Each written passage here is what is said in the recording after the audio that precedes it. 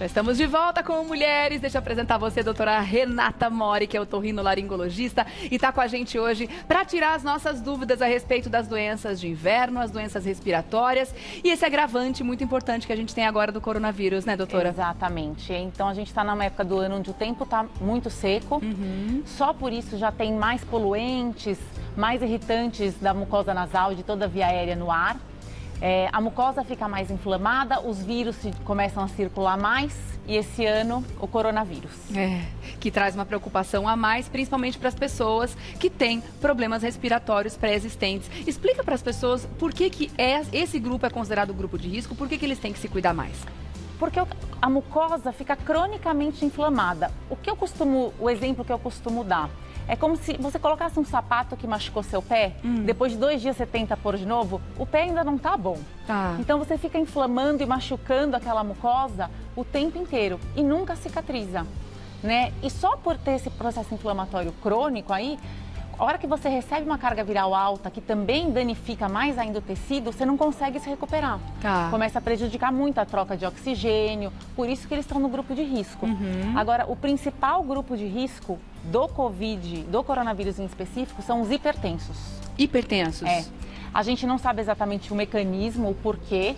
Talvez pelos medicamentos que eles usem, que facilite ali uma replicação viral, a gente não sabe, é teoria, mas estatisticamente os hipertensos são o principal grupo de risco. Precisam tomar cuidado extra, né? Precisam controlar a pressão.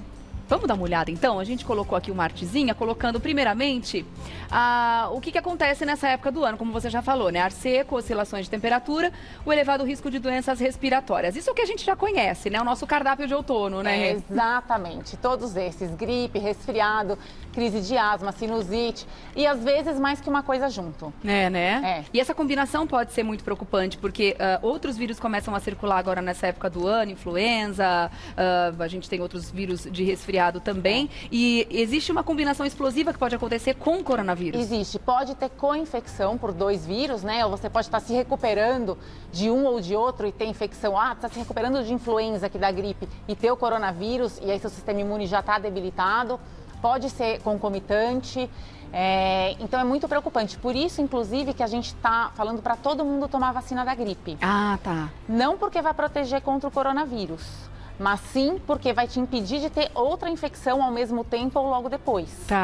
Respeitando o calendário, a gente já está tendo a vacinação acontecendo, já começou a Semana dos Idosos, né? Exatamente. Dos grupos mais vulneráveis, né? E o que eu acho importante não precisa ficar na fila, né? Não precisa ficar em fila de espera, pegar senha, não tem necessidade de você ficar em lugar que tem muita gente aglomerada, né? Ainda mais se você está ficando em casa há bastante tempo, a sua chance de encontrar o vírus é muito menor. Então não vá numa clínica ou num lugar que dê, no posto de saúde que dá a vacina, ficar lá esperando e dar a chance para o azar. Tá certo, muito bom. Vamos dar uma olhada então nas orientações? A gente tem uma outra artezinha aqui, que são as orientações médicas relacionadas ao Covid-19. Uso das máscaras, que gerou uma polêmica inicial e agora já é consenso entre a classe médica de que o uso da máscara é importante? Entre a classe médica, inclusive ontem à noite, acho que o Ministério da Saúde soltou um comunicado que eles também estavam apoiando, o CDC, que é o órgão americano, também já estava apoiando. O que acontece? É uma barreira física, né? Então a máscara é para você, a hora que a gente fala, ou se está doente, muito pior, que é tosse, espirra, não voar gotícula com o vírus. Então a máscara não impede de você se infectar.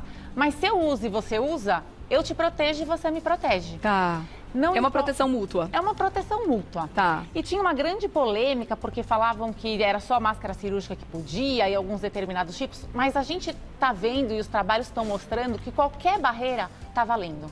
Então agora tem um monte de tutorial no YouTube, nas redes sociais, ensinando a fazer vários tipos de máscara. Dos mais variados tecidos. Dos mais variados tecidos, assim, o que é importante? Deixar uma camada grossa, então fazer talvez ela dupla. Se for um tecido muito fino, fazer uma camada dupla, então. Exatamente. E fazer bem ajustada no rosto, né? Para não ficar com aquela folga lateral, sabe? A gente tem que vedar essa parte aqui, ó. Nariz e boca, vedados.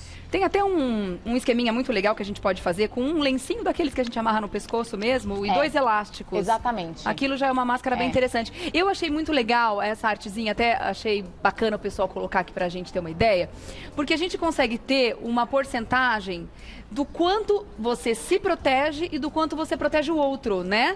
E nos mais diferentes tipos de máscara, não é, doutora? Eu acho que aqui está, inclusive, invertido, viu? Olha, porque mais você protege os outros do que você se protege. Ah, tá. E aí depende do tipo de tecido, depende do tipo de máscara. Então, a caseira, ela tem uma proteção maior para você não passar do que para você... Exatamente. É para você não transmitir o vírus. Tá. Só que se nós duas estamos usando e nem as duas não estarão transmitindo, tá todo mundo seguro. Então, se a gente pensar no coletivo, diminui a transmissão de uma maneira geral. Não é que você não vai... não é que a máscara não vai deixar você adquirir, porque provavelmente essas máscaras caseiras e até a máscara cirúrgica normal, elas deixam uma partícula muito invisível, que é do vírus, passar. Tá. Mas não deixam a hora que a gente fala, ela sair da boca para fora. Eu ouvi muita gente falando que não começou ainda a usar as máscaras, apesar de ser dos médicos estarem preconizando agora e dizendo para usar, porque acredita que usando errado pode ter uma contaminação ainda pior do que ficar sem a máscara. Isso é fato? Não, era a nossa dúvida no começo, eu acho, por isso até que não era divulgado para todo mundo usar máscara, a gente tinha medo de as pessoas fazerem um mau uso e acabarem se contaminando mais. Só que de uma maneira geral, as pessoas agora estão ficando mais orientadas, né? Então, se você colocar e assumir que essa face externa dela está sempre contaminada, então, na hora de colocar e tirar, pegar só pelo elástico ou pela tirinha aqui que você fez, né? Não jogar no sofá, na cama, no carro, colocar dentro de um envelope de papel ou de um saco plástico e higienizar bem as mãos, como tudo que você faz, não tem esse risco.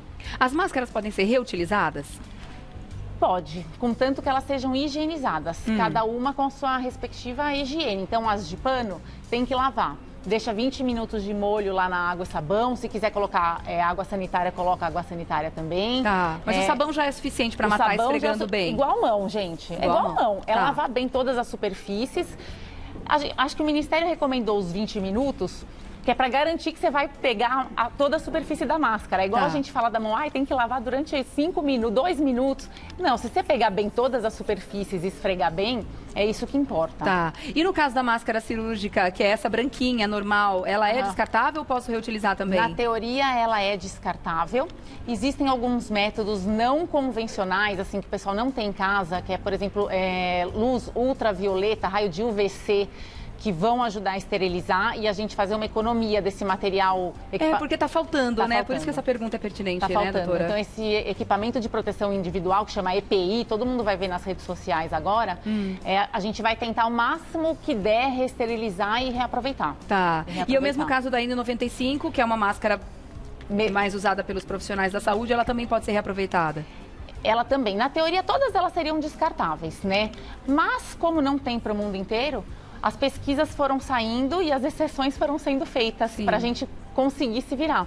Então, todas elas vão passar por a gente não vai mais descartar, a gente vai tomar o devido cuidado e reesterilizar da maneira certa para aproveitar, né, e não faltar no final.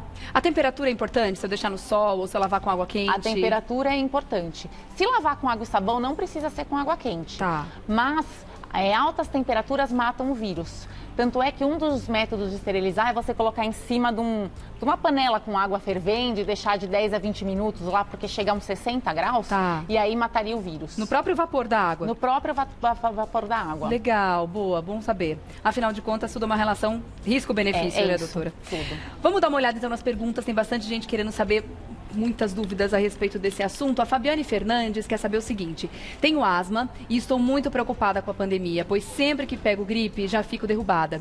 No meu caso, se eu tiver coriza, febre e espirros, como conseguirei distinguir o coronavírus da gripe? Fabiane, não conseguirá, né? Principalmente nas fases iniciais, os sintomas podem ser muito parecidos. Existem alguns trabalhos que falam, um dá mais coriza, outro dá menos, mas sinceramente isso é muito individual. Os sintomas podem ser exatamente só o que ela está falando. A única coisa que vai fazer distinguir é um teste. Como é feito o teste dos dois? É da mesma maneira. É um cotonete que a gente coloca no nariz e colhe secreção. A diferença é que o cotonete, quando a gente colhe para a influenza, que é o vírus da gripe, não vai tão no fundo, é mais aqui na pontinha do nariz. E do coronavírus, a gente tem que ir lá no fundo do nariz, quase chegando na garganta. Pra... Quase fazer uma naso, né? É. Que a gente conhece bem. Com o cotonete. É mais ou menos quando vocês começam a reclamar do exame, é ali que o cotonete tem que ir. Naquele lugarzinho. Não é muito gostoso, então. É bem... incômodo. É rápido. É incômodo. Mas é rápido. Não é. É mais desconforto do que qualquer outra coisa. Tá certo. Então não tem como saber. Agora, pegando carona na pergunta da Fabiane, eu queria saber como é que as pessoas podem acender a luzinha vermelha, qual é o momento ideal de procurar ajuda médica, de ir até um pronto-socorro. Porque existem... Eu fiquei sabendo de um agora pela manhã, por exemplo, de um homem de 40 anos, acabou vindo a óbito, amigo de uma amiga, e ele esperou um pouco. Ele esperou demais para procurar ajuda. Quando ele procurou, ele já estava sentindo muita falta de ar, já estava com os pulmões comprometidos. Não sei se, de repente, ele tivesse procurado ajuda antes, ele pudesse ter alguma chance. Qual é o momento em que a luzinha vermelha acende e a gente fala, não, já não está legal, preciso procurar ajuda? Porque é rápida a evolução, né? É rápido, Rê. E é difícil a gente dar essa informação para não subestimar o sintoma de ninguém. Inclusive, não só para Covid e coronavírus, para outras doenças também, né? Ontem eu fiquei sabendo de um caso da mãe de uma paciente minha que infartou. Mas ela não teve um sintoma típico, né? Ela teve mais náusea, tontura, e ela, acho que eu não vou para pronto-socorro, acho que eu não vou. E aí a gente fala, olha, realmente, vai se tem falta de ar, o pronto-socorro está muito contaminado, mas até para as outras doenças, a gente tem que tomar esse cuidado de não subestimar. Eu acho que a gente tem que se conhecer muito, né? Mas, de uma maneira geral, febre há mais de 3 dias, febre que não melhora com um antitérmico ou com 2 antitérmicos juntos. Falta de ar a ponto da pessoa começar a falar e você vê que ela fica entrecortando as palavras. Tá cansada. Tá cansada. Tem que tomar um fôlego. Subiu uma escada, percebeu que não tá legal. Exatamente. Eu acho que essa é a hora de ir para o pronto-socorro. Sem subestimar os sintomas, tá? Sem subestimar Porque os isso sintomas. pode ser a diferença entre se salvar, né? E principalmente nos grupos de risco. Os pacientes asmáticos, ela que tem o que acontece com os pacientes asmáticos? Eles estão mais acostumados a terem falta de ar. Porque como eles têm crise de broncoespasmo, eles já tiveram essa sensação. Então, eles não ficam tão desesperados. Então, eu acho que eles subestimam mais do que os outros. Eles deixam mais tempo, evoluir. Tanto é que a asma mata por causa disso, porque as pessoas subestimam e demoram para ir para o pronto-socorro. Então, é falta de ar, começou a entrecortar a palavra, está muito prostrado, desidratado, né? Aí, pronto-socorro. Tá bom. Pronto-socorro. Vamos lá para mais uma pergunta. A Silvana Cristina quer saber o seguinte: tenho sinusite e às vezes sinto dores terríveis de cabeça. Quando isso acontece, tomo ibuprofeno, seguindo a orientação do meu médico. Nos últimos dias, li que esse medicamento pode ser prejudicial para quem contrair coronavírus. Posso continuar tomando esse remédio? Não. Corta. Não, sabe por quê? Porque o sintoma de sinusite pode parecer o sintoma do coronavírus. Ibuprofeno vai mascarar. Não é nem que vai mascarar, o ibuprofeno está contraindicado para os pacientes que têm coronavírus, porque parece que piora o prognóstico da evolução pulmonar, piora a doença pulmonar. E ela pode achar que está com sinusite, mas está com coronavírus. Os sintomas podem ser muito parecidos. E aí ela vai tomar um medicamento que é contraindicado. Então, melhor ela substituir por outro analgésico. Tá certo. Vamos dar uma olhada na próxima. Arlete Souza. Lavagens frequentes do nariz servem como prevenção do coronavírus? Não. Não adianta nada. Eu lavo meu nariz direto quando eu chego em casa. Calma, eu vou defender a lavagem, calma. Você não acha que é maravilhoso, não. Né? Você não acha que eu não vou defender, mas é assim, olha. A única coisa que previne é você não chegar perto do bicho. Não tem jeito. Só que a lavagem nasal faz a mucosa do nariz funcionar melhor e se defender melhor. E aí, então é benéfico de qualquer forma. É benéfico, melhora a imunidade local e previne também que depois de qualquer infecção viral, não só coronavírus, você tem uma infecção bacteriana. Porque as bactérias se aproveitam, começam a proliferar e dá a famosa sinusite, que é a proliferação de bactéria no nariz. Então sim, lavem o nariz, lava o nariz, lava. Várias vezes por dia, de preferência. Muita gente. A doutora Renata é uma defensora da lavagem de nariz, porque realmente é muito positivo, principalmente para quem já tem essas questões crônicas, né? E só quem começa a lavar e sente no dia a dia que faz diferença. É muito bom. tem que testar, é uma coisa que tem que experimentar, né? Tem métodos e métodos, você tem que escolher o seu. Já faço no banho, né? Então, é isso, Rê. Vamos ver a próxima aqui. Obrigada, Arlete, pela pergunta. A Isabela Rezende quer saber o seguinte: minha filha de 5 anos tem rinite alérgica e mesmo com medicação ela fica mal em dias secos. E agora que está muito tempo dentro de casa, o problema só piorou. Ela entra no grupo de risco do coronavírus? O que posso fazer para amenizar os sintomas da rinite durante a quarentena? Foi exatamente essa pergunta que eu te fiz durante o intervalo, chegamos nela, né? E aí? É, seguinte, olha, ela não entra, rinite alérgica não é grupo de risco, pode ficar sossegada, tá?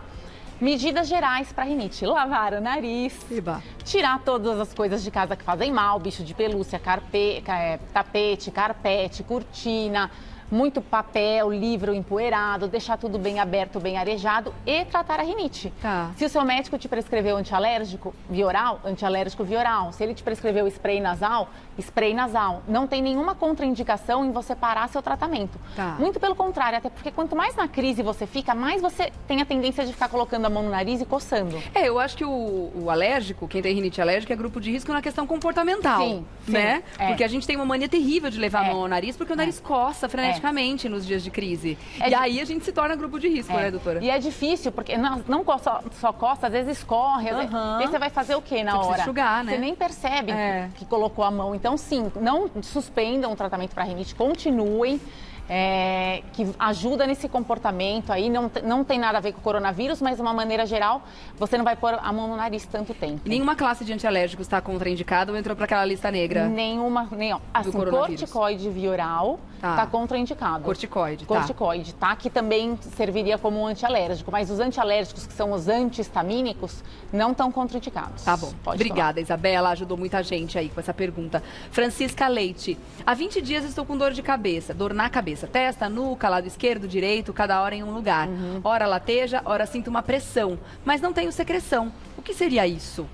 Muito provavelmente não é de nenhuma causa nasal, não é sinusite, porque sinusite, a maioria das vezes, podemos falar que todas as vezes, tem secreção nasal, congestão, uma sensação de pressão. Normalmente é mais aqui, embaixo do olho ou atrás do olho. Muda a nossa percepção da voz, inclusive, né? Muda a nossa percepção da voz. É nitidamente aquela sensação que você está inteira congestionada. Pode dar tosse, porque o catarro pinga do nariz para a garganta.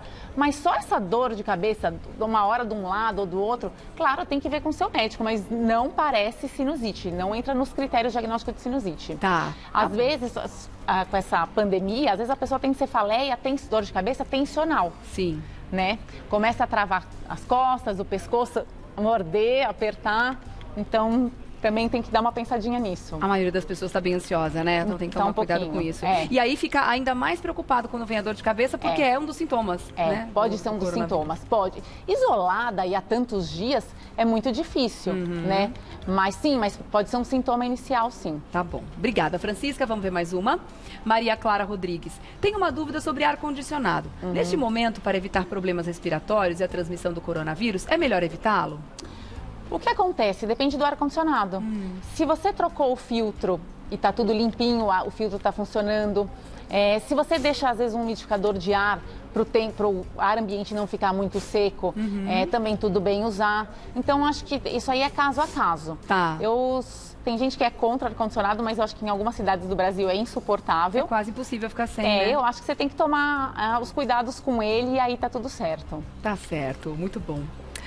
Bom, a gente ainda tem muitas dúvidas relacionadas a esse assunto, então vou deixar aqui o espaço mais do que aberto para que você volte, tá bom, Renata? Muito obrigada. A gente tem muitas pessoas preconizando, óbvio, né, para não estar em lugares públicos, os parques estão fechados e tudo mais. As praias também. Por ser um lugar extremamente aberto, existe realmente a necessidade de ser um dos lugares com proibição de circulação de pessoas? Imagina se a gente falar que não existe. Todo mundo vai para a praia.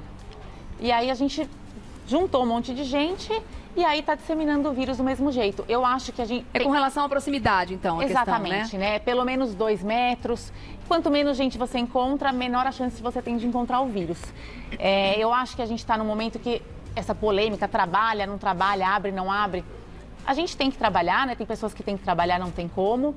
Mas eu acho que lazer, de uma maneira geral, praia, parque, academia, cinema, show, qualquer lugar que tenha muita gente, eu acho que isso tem que ser evitado. Lugares né? evitáveis, não, né? Exatamente. Eu acho que não tem necessidade da gente se expor a esse risco nesse momento. E mais uma coisa, não é porque está em casa que você pode chamar o vizinho, a família, fazer churrasco. Não, isolamento social é para você se isolar com as pessoas que você mora. Convive, né? Exatamente. O pessoal que está na mesma casa, as pessoas que dormem ali. Exatamente. Senão vai dar na mesma você ir na praia. Sim. Exatamente. É isso. Tá certo. Obrigada, doutora, mais uma vez. Olha, para fazer contato, você pode, a doutora Renata Mori, que é otorrinolaringologista, especialista em cirurgia endoscópica e doenças nasosinusais, falei certinho? Certíssima. Pelo Hospital das Clínicas FMUSP. Você pode acessar através do canal do YouTube, também o Instagram e Facebook Otorrino Experts, otorrino.experts. Não, mas só Otorrino Experts, sem ponto. Ah, não tem ponto? Não. Eu tô tão cega de... Gente, quando tem ponto eu não falo, quando não tem eu ponho. Tá uma loucura isso. Então não tem ponto, Otorrino Experts. Aliás, eu já sigo e façam mesmo, porque tem muitas dicas legais, todas essas atualizações que estão acontecendo, sempre tem notícias novas, descobertas novas a respeito do coronavírus. Vocês ficam sabendo antes e também colocam por lá, né, pra gente se informar. Sim. Obrigada mais uma vez, doutora. Até a próxima.